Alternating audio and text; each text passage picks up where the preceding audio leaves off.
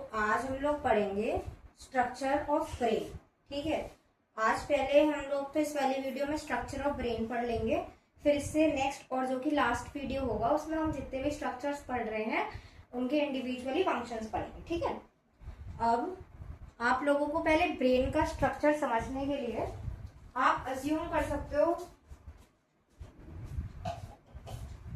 जैसे आप लोगों ने देखा होगा ना अखरोट के काफी सिमिलर होता है तो इजी भी होता है। ठीक है, समझने में। अब इस चीज देखो, मेरे पास फिलहाल अखरोट नहीं है, आप इसे अखरोट समझ लो। ठीक है, और ऐसे देखो कि अभी हम ना सामने से अपना ब्रेन विजुअलाइज कर रहे हैं।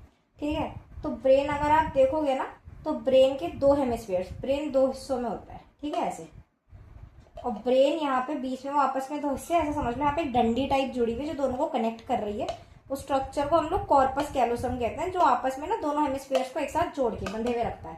अब जब हम इन्हें खोल रहे हैं तो अंदर से ब्रेन कैसा दिख रहा है वो हम इधर से विजुअलाइज करेंगे। ठीक है, अब देखो, सबसे पहले हमने क्या पढ़ा, दोनों हेमिस्फीयर्स को एक डंडी टाइप की चीज जोड़ के रख रही है बीच में से, कॉर्पस कैलोसम।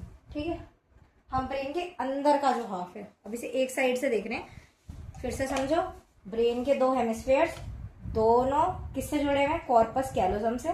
मैंने दोनों को अलग अलग करा। ठीक है, और अभी अंदर से हम लोग इसको व्यू कर रहे हैं। तो ये जो दिख रहा है आपको ब्लैक वाला स्ट्रक्चर यहाँ पे, ये है कॉर्पस कैलोसम, जो क्या कर रहा है, दोनों हेमिस्फीयर्स को जोड़ कर रख रहा है। अब अगली चीज हमें क्या समझनी है, आपने देखा होगा ब्रेन के जो फोल्डिंग्स होते हैं, कई बार मूवीज में दिखा देते हैं, नहीं तो आपने बुक्स में देखा होगा, ब्रेन के जो फोल्डिंग्स, ये जितना भी एरिया जो आपकी ब्रेन की फोल्डिंग्स बना रहा है, सिर्फ फोल्डिंग्स, ये पूरा यहां से लेके ये अंदर, ये वाले एरिया को हम लोग कहते हैं सेरिब्रम। ठीक है, अब सेरिब्रम में भी ये सारी की सारी इसमें लोब्स होती हैं। ठीक है, फोल्डिंग लाइक स्ट्रक्चर्स होते हैं कि इनर फोल्डिंग्स, आउटर फोल्डिंग्स।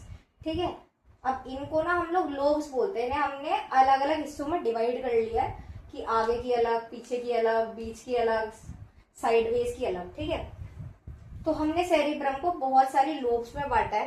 पहले आप लोग ना मेरे ऊपर इमेजिन करना है, ऐसे जैसे हमारा ब्रेन है तो उसके जो सामने का इतना हिस्सा जो है वो हम लोग किस में ले रहे हैं, फ्रंटल लोब में।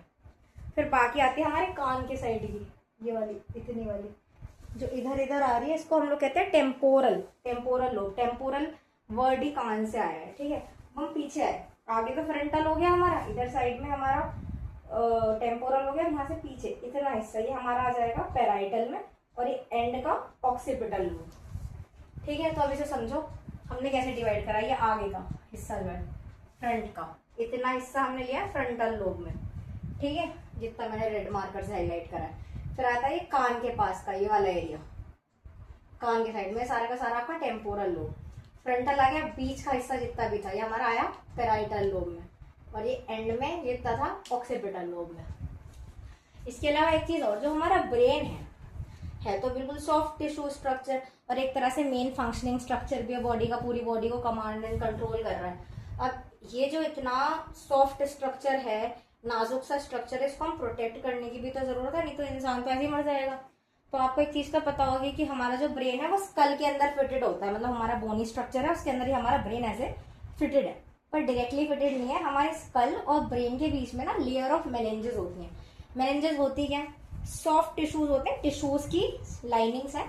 ठीक है, ये सबसे बाहर की लेयर है ड्यूरा मैटर, जो मैंने ब्लू से दिखाई है, ग्रीन से मैंने आपको दिखाया एरेक्नोइड मैटर, और रेड से पाया मैटर। तीनों है क्या, ये मेनिंजेस की लेयर है, कुछ नहीं है, मतलब सॉफ्ट टिश्यूज की लेयर है जो कि ब्रेन को प्रोटेक्ट कर रही है। दो स्ट्रक्चर्स काम आ रहे हैं प्रोटेक्शन में, स्कल और मेनिंजेस। ठीक है, अभी हमने पढ़ लिया सेरिब्रम क्या होता है, कॉर्पस कैलोसम उनको जोड़ कर रखा था। अब यहाँ पे ब्रेन के नीचे जो एक हिस्सा दिख रहा है अलग सा, ठीक है, ये भी जैसे हमारे सेरिब्रम के दो हेमिस्फीयर्स थे ना, वैसे इसके भी दो हेमिस्फीयर्स होते हैं, लेकिन हम एक साइड से देख रहे हैं, इसको हम कहते हैं सेरिबेलम। ठीक है, इसके अलावा ये जो कॉर्पस कैलोसम के नीचे ना, यहाँ पे एक्चुअली दो हमारे ग्लैंड्स प्रेजेंट होते हैं। ठीक है, जो ऊपर प्रेजेंट है थोड़ी सी उसे हम बोलते हैं थैलेमस, और जो उससे थोड़ी सी नीचे प्रेजेंट है उसको हम बोलते हैं हाइपोथैलेमस। ठीक है, तो ग्लैंड्स है, इसको हम लोग, ग्लैंड्स का काम क्या होता है, ये हमें सिग्नल देती हैं हॉर्मोन्स रिलीज करने के लिए, खैर वो हम बाद में पढ़ेंगे। जोन सी थोड़ी सी ऊपर प्रेजेंट है थैलेमस, नीचे जोन सी प्रेजेंट है हाइपोथैलेमस। इन दोनों ग्लैंड्स के बीच में एक स्ट्रक्चर प्रेजेंट होता है जिसको हम लोग बोलते हैं मिड ब्रेन। ठीक है, ये जितना भी ये जो मैंने स्ट्रक्चर बनाया, मतलब यहाँ पे थैलेमस हाइपोथैलेमस, इसके बीच में जो स्ट्रक्चर है ये क्या है, ये आपका है मिड ब्रेन। ठीक है, अब यहीं से निकल के, ठीक है, आपको पता होगा ब्रेन से ही स्पाइनल कॉर्ड निकलती है। ठीक है, तो स्पाइनल कॉर्ड डायरेक्ट नहीं निकलती, ये पहले ब्रेन की स्टेम है, यहाँ से ब्रेन स्टेम निकलती है। और ब्रेन स्टेम को भी आप 3 हिस्सों में डिवाइड कर सकते हैं। एक तो आपका मिड ब्रेन आ गया इसमें, ठीक है, मिड ब्रेन। फिर ये थोड़ा बाहर इलोंगेटेड सा स्ट्रक्चर होता है, इसे कहते हैं पोन्स। और ये तीसरा है जो यहाँ पे ये वाला लाइन है, मिड ब्रेन, पोन्स, और ये आ गया हमारा मेडुला। मेडुला को मेडुला ऑब्लोंगेटा भी कहते हैं। तीनों मिलकर क्या बनाते हैं, ब्रेन स्टेम। अब इतना हिस्सा था हमारा ब्रेन स्टेम, उसके कंटिन्यूएशन में हमारा क्या निकल जाता है, स्पाइनल कॉर्ड। ठीक है, ये तो हमारे हो गए ब्रेन के स्ट्रक्चर।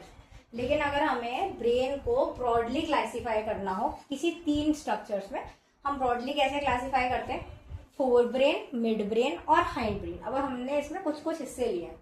फोर ब्रेन में हमने लिया हमारा पूरा सेरिब्रम, मतलब जितनी भी हमारी फोल्डिंग्स थी, पूरा सेरिब्रम, हमारा थैलेमस और हाइपोथैलेमस, ये दोनों ग्लैंड्स, ये हमने ले लिया फोर ब्रेन में। दूसरा इन दोनों के बीच में हमारा क्या आ रहा था, हमारा था मिड ब्रेन। मिड ब्रेन हमने अलग ले लिया। फिर बाकी के हमारे जितने भी स्ट्रक्चर्स बचे, मतलब सेरिबेलम, हमारा मेडुला ऑब्लोंगेटा और हमारा पोन्स, ये 3 चीजें हमने ले ली अपने हाइंड ब्रेन में। ठीक है, अब नेक्स्ट वीडियो में हम इनके फंक्शंस पढ़ेंगे। आप इस डायग्राम का स्क्रीनशॉट ले सकते हैं और ये बहुत इंपॉर्टेंट चीजें पूछी जाती है, स्पेशली कॉर्पस कॉलोसम। ये क्वेश्चन नीट में भी बहुत बार आया है और आपको एमसीक्यूज में आ सकता है कि दोनों हेमिस्फीयर्स को बीच में से जोड़कर कौन रखता है, कॉर्पस कैलोसम। ठीक है, और तीनों मेनिंजेस के नाम आपको याद रखना है।